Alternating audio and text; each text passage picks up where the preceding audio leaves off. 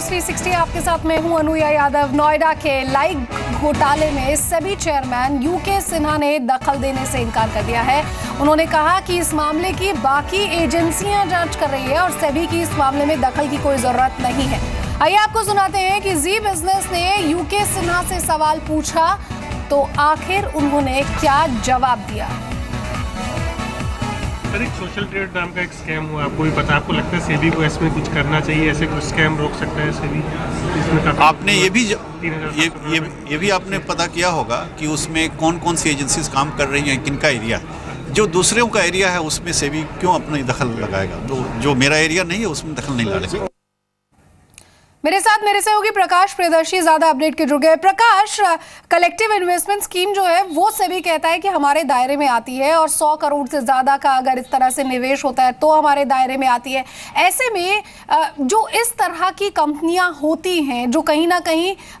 Social media पर जो उस तरह से आगे कामकाज बढ़ाती है, लोगों से पैसे लेती है, उसके बाद लाइक एंड शेयर के नाम पर उन्हें वापस पैसे देती है, ऐसे में इनकी जांच यहाँ पर कौन कर रहा है?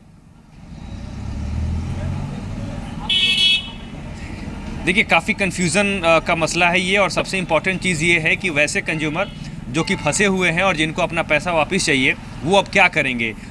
जिस तरीके से अभिनव मित्तल के मामले में हमने देखा उनकी गिरफ्तारी हुई, ईडी जांच कर रही है, एसआईटी जांच कर रही है, तो सवाल ये है कि आखिर एक इन्वेस्टर जो है वो कहाँ जाएगा। और सबसे अहम बात इसमें ये है कि कुछ लोग जो इन्वेस्टर जिनको इस बात का डर है कि अगर जिस कंपनी में उन्होंने इन्वेस्ट किया हुआ है और उसका प्रमोटर अगर अरेस्ट हो जाता है तो उनको पैसा कौन देगा, इसीलिए लोग उनके सपोर्ट में भी आ रहे हैं और लोग ये कह रहे हैं कि उन्हें पैसा मिल रहा है, और उसको देखते हुए बाकी जो कंपनियाँ हैं वो रिफंड के प्रोसेस को भी तेज़ कर रही हैं, जैसा कि आपने कई कंपनियों के मामलों में देखा है। लेकिन सबसे अहम बात यह है कि उन कंपनीज़ के पास कोई रेवेन्यू मॉडल नहीं है कि वो आखिर, और सबसे अहम बात एक ये भी है कि जो पैसा बुकिंग अमाउंट के तौर पे या मेंबरशिप के तौर पे जो इन्वेस्टर्स जमा कर रहे हैं उन कंपनीज के पास, आखिर वो पैसे जा कहाँ रहे हैं। अगर आप सेबी का ये कहना है कि वो उसके दायरे में नहीं है, ये पूरी बातें आ रही हैं और ये पूरा जांच का मसला उसके दायरे में नहीं है, तो सवाल ये है कि वो अमाउंट आखिर जा कहाँ रहा है। और अगर कुछ कंपनियाँ ये कह रही हैं कि एड्स के जरिए वो लोगों को पैसा दे रही हैं, उनके पास ऐड आता है और वो फिर पैसे को सर्कुलेट करती हैं, सवाल ये है कि जो अमाउंट लिया जा रहा है अगर उनके पास ऐड नहीं आता है तो फिर कंज्यूमर को पैसा कैसे मिलेगा। तो ये तमाम ऐसे मसले हैं। अब इसके